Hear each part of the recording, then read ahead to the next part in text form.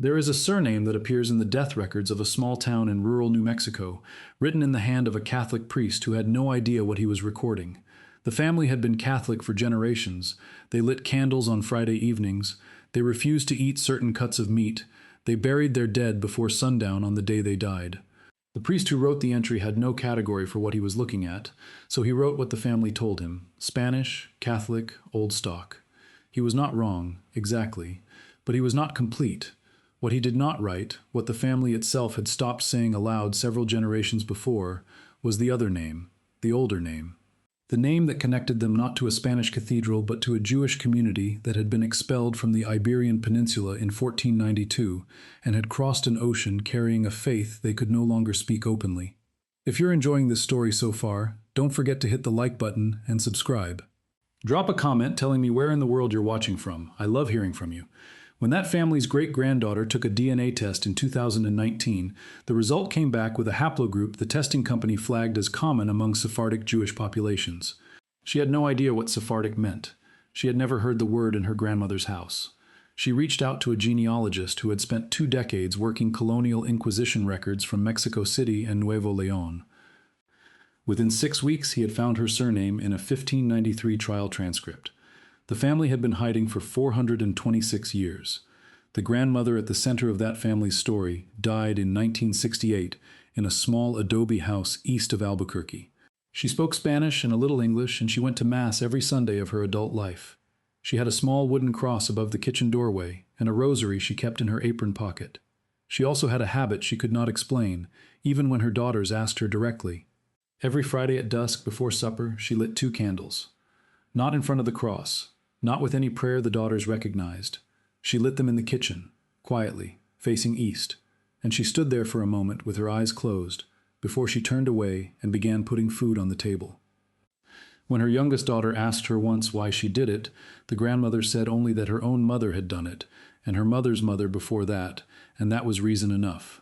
She did not know the Hebrew word for the candle-lighting prayer. She had never been taught it.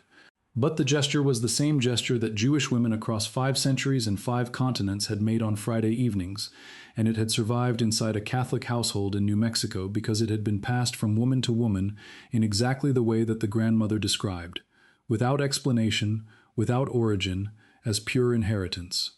This story is not about one family in New Mexico. It is about a pattern that appears across the American Southwest, across the Caribbean, across the colonial records of Brazil and Mexico and Peru, and increasingly in the DNA results of Americans who believed their ancestry was entirely Spanish, Portuguese, or Latin Catholic.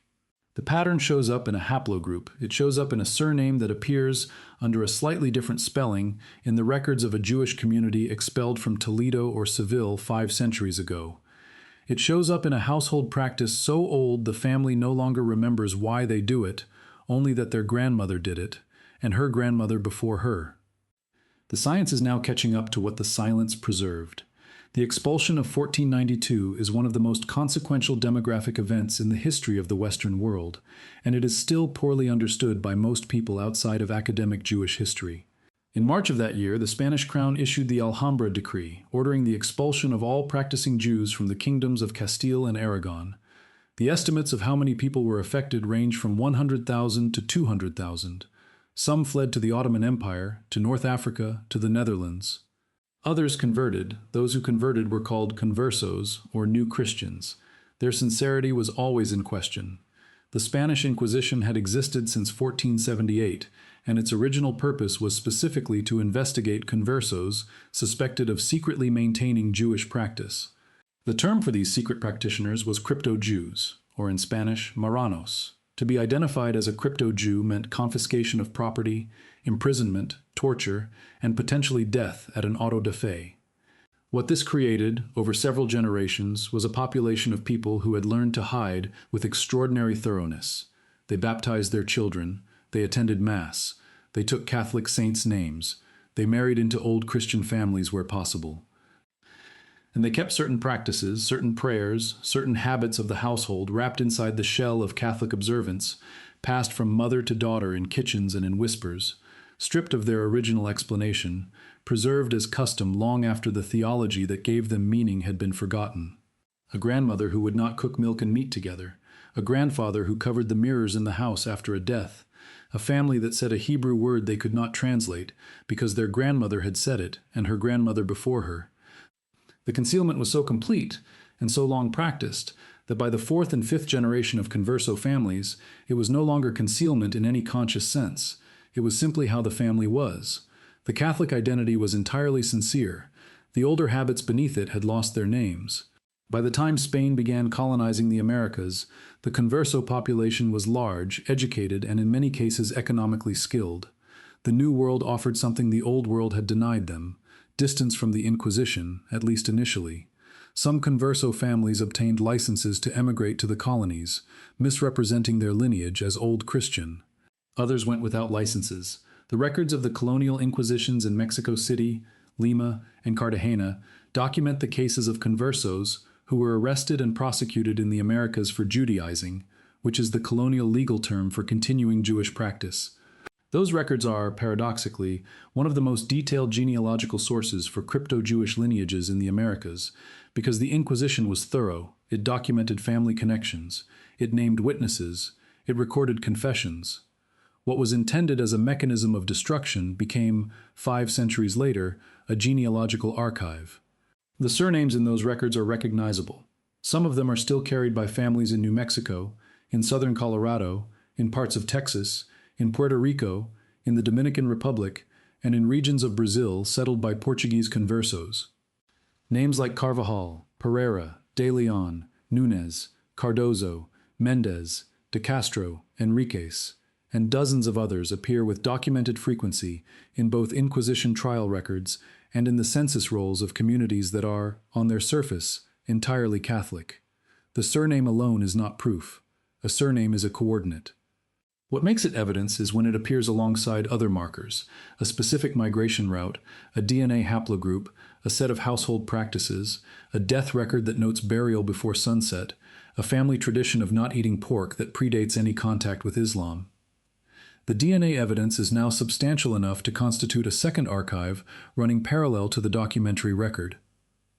Studies of Sephardic Jewish genetic markers have identified several haplogroups that appear with elevated frequency in populations descended from Iberian Jewish communities. On the paternal side, haplogroup J, and particularly its subclades J1 and J2, shows elevated frequency in Sephardic populations compared to general Spanish and Portuguese populations. On the maternal side, mitochondrial haplogroup K, which appears in roughly 32% of Ashkenazi Jewish women, also appears at elevated rates in Sephardic communities, though the overlap with non-Jewish Iberian populations requires careful interpretation. What genetic researchers have noted is not a single definitive haplogroup, but a cluster of markers that, when they appear together in someone with an Iberian surname and a family history from the colonial Americas, constitute a pattern that genealogical and historical context can help resolve.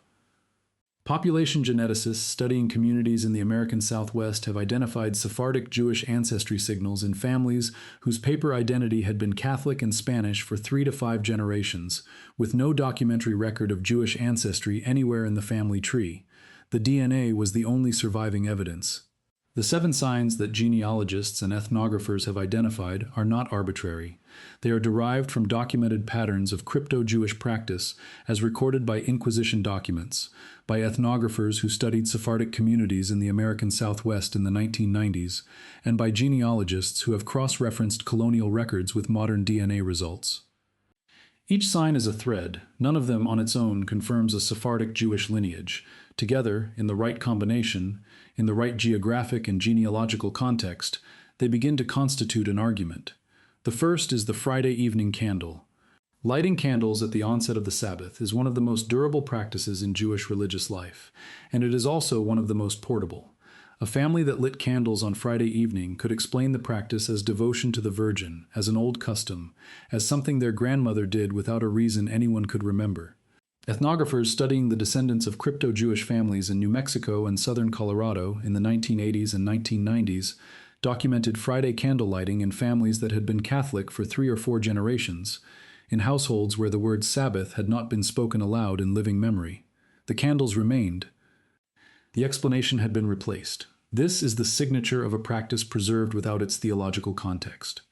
The second is the avoidance of pork. This is the most commonly noted marker. and also the most contested, because Islamic dietary law similarly prohibits pork, and there were also Moorish Converso families present in the colonial Americas. The avoidance of pork alone is not sufficient. What distinguishes a crypto-Jewish household pattern is its combination with other markers: the Friday candles, the specific death rites, the deathbed confession, the haplogroup. In families where pork avoidance appears alongside 2 or 3 additional markers, the pattern becomes harder to explain as coincidence or as a vaguely remembered Islamic inheritance from the Moorish period. The third is burial practice. Jewish law requires that the dead be buried as quickly as possible, ideally before sundown on the day of death, and that the body not be left unattended. In crypto-Jewish communities, this practice survived even when its origin had been forgotten. Families who buried their dead with unusual speed, who sat with the body through the night, who covered mirrors in the house of mourning, were preserving specific mourning practices documented in Sephardic Jewish tradition. The mirror covering is particularly specific. It does not appear in Catholic mourning practice. It appears in Jewish mourning practice, where mirrors are covered during the period of Shiva, the 7 days of mourning. Families in New Mexico have reported covering mirrors after a death without knowing why they did so, only that their parents had done it. When a genealogist working with one such family traced their lineage into Colonial Nuevo Leon and found the family surname in a 1597 Inquisition witness list, the mirror covering became something other than an unexplained habit. The fourth is the surname itself, traced through the right genealogical channels. A family named Carvajal in colonial Mexico has a specific historical connection to Luis de Carvajal the Younger, documented in the Mexican Inquisition records of the 1590s, burned at the Auto da Fe in 1596 for Judaizing. His family's name was scattered across the colony by the dispersal that followed his arrest.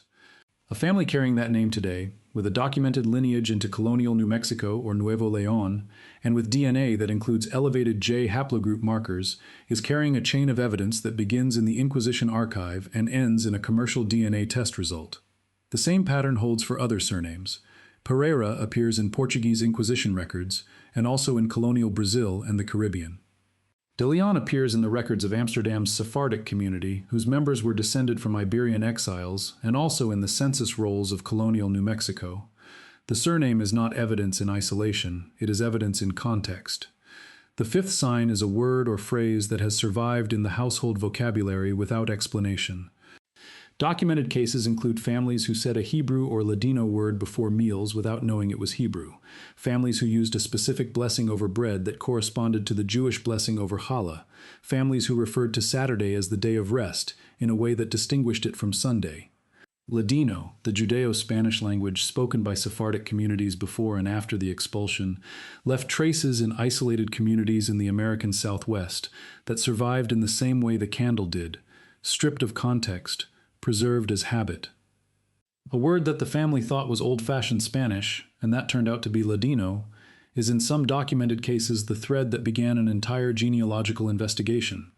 The sixth is the deathbed confession, which appears with enough consistency across documented cases that it constitutes its own category of evidence. The structure is almost always the same. An elderly person, usually a woman, usually a grandmother or a great-aunt, on or near the moment of death, tells a family member something about the family's true origin. In some documented cases, the confession is explicit. We are Jewish, we always were. In others, it is partial, fragmentary. Your great-grandmother kept the old ways. Do not forget what she kept. We came from the people of the book. In still others, it is a single word, a name, a gesture, passed from one set of hands to another at the end of a life. These confessions are not legally admissible genealogical evidence. But they appear in the accounts of families who then went looking in the Inquisition records and found their surname, in families who then took a DNA test and found the haplogroup, and in that context they carry genealogical weight as a coordinate that directed the search toward the proof. The seventh sign is the DNA result itself, specifically the presence of a haplogroup associated with Sephardic Jewish populations in someone with Iberian or Latin American ancestry who has no family tradition of Jewish identity. The J1 or J2 haplogroup, appearing in a man whose family has been Catholic in New Mexico for 4 or 5 generations, combined with a surname that appears in Inquisition records, combined with a family tradition of Friday candles or pork avoidance, constitutes a case that genealogical research can pursue through documented channels. The DNA is the opening, not the conclusion. What it does is give the family a reason to go looking in an archive they had no idea was relevant to them. Each of these 7 signs carries a different weight depending on its context. The candle means more in a family with an Iberian surname than in a family whose ancestry is entirely Northern European.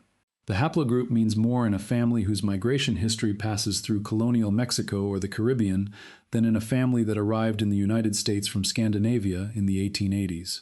Context is the interpreter. The signs are the vocabulary. What the genealogist does is read the vocabulary against the context and look for a pattern that holds across multiple independent lines of evidence. Because one line of evidence can be explained away, and 2 lines of evidence can be called coincidence, but 3 or 4 lines of evidence pointing in the same direction, each derived from a different type of source, begin to constitute something that demands a more careful accounting than coincidence can provide. The families who have followed these threads into the Inquisition archive and found their surname in a trial transcript have not found the end of the story, they have found the beginning of a much older one. If you're hooked on this story, make sure to subscribe and turn on notifications so you never miss an upload. So your support means everything and helps me bring you more emotional stories like this one. The mechanism of erasure in this case was not a single government policy but a sustained institutional pressure that operated across several centuries and several continents. The Spanish Inquisition did not end until 1821. Its Portuguese equivalent operated until 1821 as well. What this means genealogically is that the pressure to conceal Jewish ancestry was not a single generation's response to a single crisis. It was a multi-generational inheritance of concealment, practiced by people who had been taught by their parents to practice it, whose parents had been taught by their parents, stretching back to the original Converso generation of the 1490s. By the time that pressure lifted, the concealment had become structural. It was no longer a strategy, it was a family identity. The Catholic family in New Mexico in 1950 did not know they were hiding anything because the last person in the family who knew what was being hidden had died in the 1800s and had taken the complete explanation with them. What the Inquisition records preserved, paradoxically, is a kind of counter-archive. The trials were meticulous. When a crypto-Jewish family was arrested, the Inquisition investigators documented their extended family network because the assumption was that crypto-Jewish practice spread through kinship. The trial of one member of a family generated testimony about cousins, in-laws, neighbors, and business partners. This means that a family that avoided arrest may appear in the Inquisition record only as witnesses in someone else's trial. Their names are there, attached to a network of people accused of Judaizing, and then they disappear from the Inquisition record entirely, having successfully navigated that particular investigation. They did not disappear from colonial history. They became the old Catholic families of the colony. Their descendants are still there. The National Archives of Mexico hold Inquisition trial records that have been partially digitized. The records of the Colonial Inquisition in Peru and in Colombia are accessible through ecclesiastical archives. Researchers who have worked these records have identified surname clusters that appear repeatedly across the colonial crypto-Jewish community, surnames that then reappear in the genealogies of families in the American Southwest who came north from Mexico with the Spanish colonial settlements. The Carvajal case is the most documented, but it is not the only one. The records of Luis de Carvajal the Elder, the colonial governor of Nuevo León, who was himself arrested by the Inquisition, contain the names of a network of families that spread across the northern colonial territories. Some of those family lines extend into what is now Texas, New Mexico, and Colorado. The genealogist Stanley Hordes, who served as New Mexico state historian in the 1980s, spent years documenting crypto-Jewish practices in families in the Rio Grande Valley.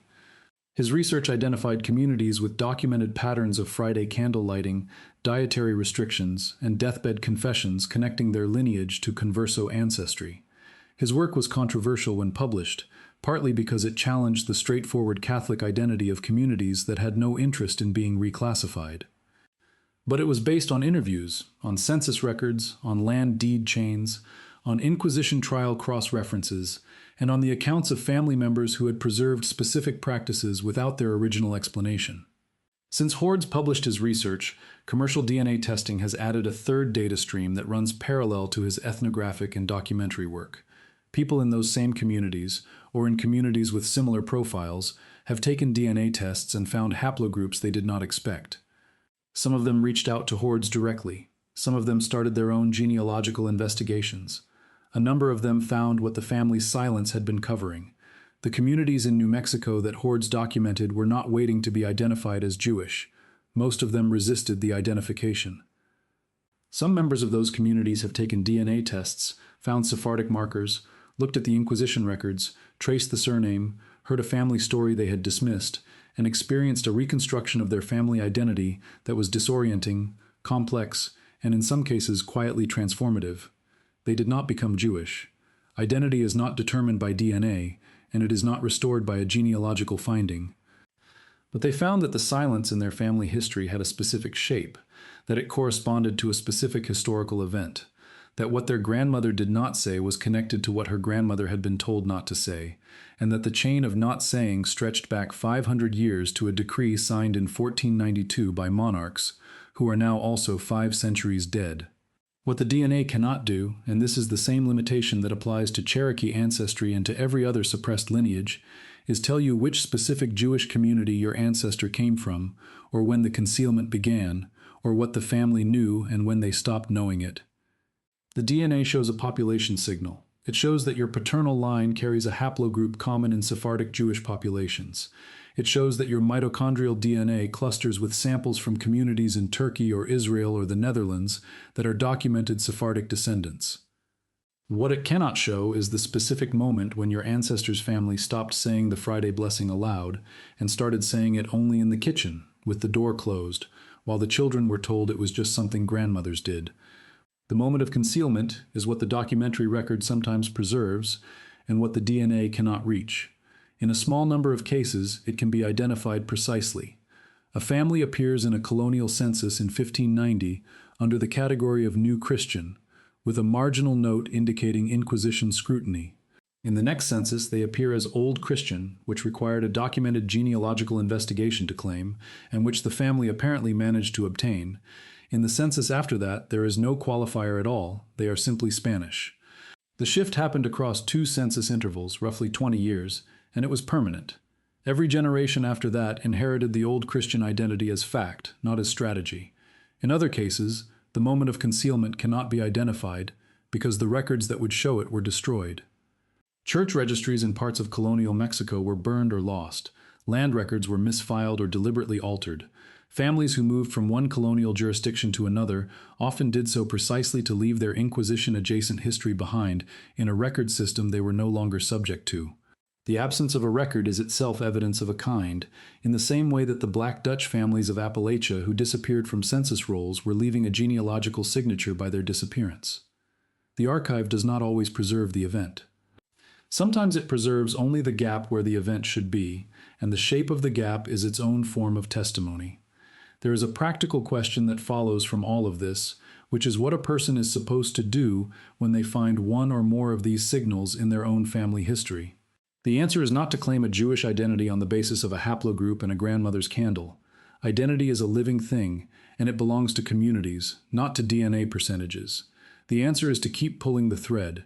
If you have a surname that appears in Inquisition records, search those records.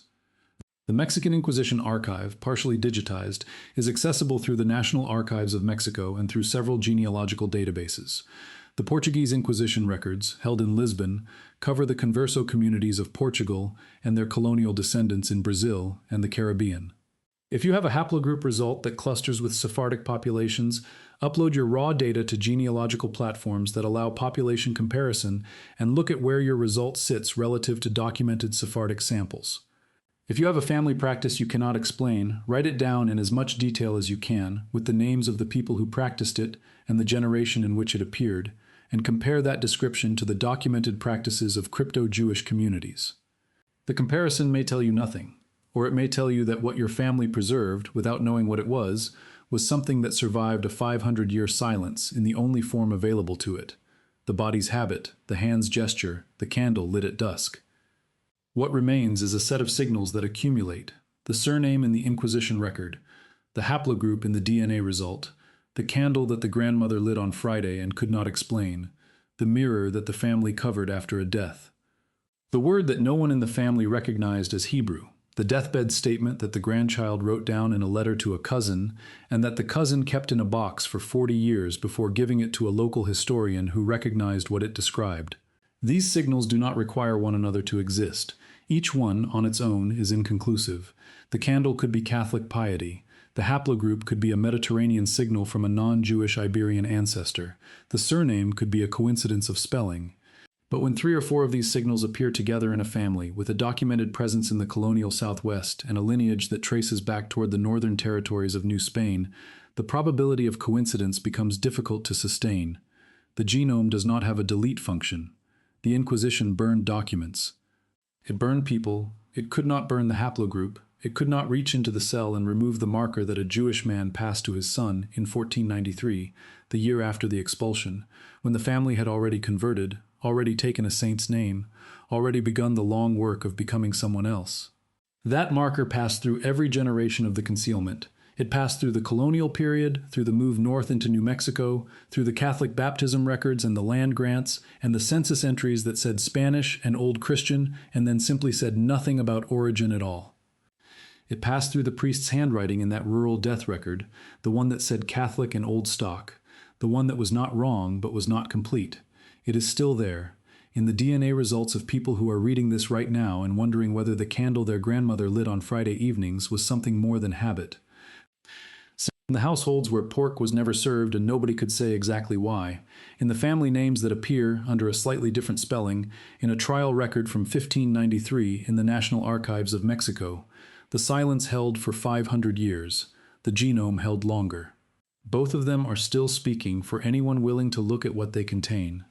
The archive rewards patience, the genome rewards curiosity, and the grandmother who lit the candle on Friday evenings, the one who said only that her mother had done it, was not keeping a secret she understood. She was keeping a flame she had been given, in a form she could carry, across a silence she had been taught was necessary. The science has now made the silence optional. What a person does with that is their own genealogical inheritance to manage. Thank you so much for watching until the end. If you love this story, check out the other videos on your screen now. I think you'll really enjoy them. And don't forget to subscribe if you haven't already. See you in the next story.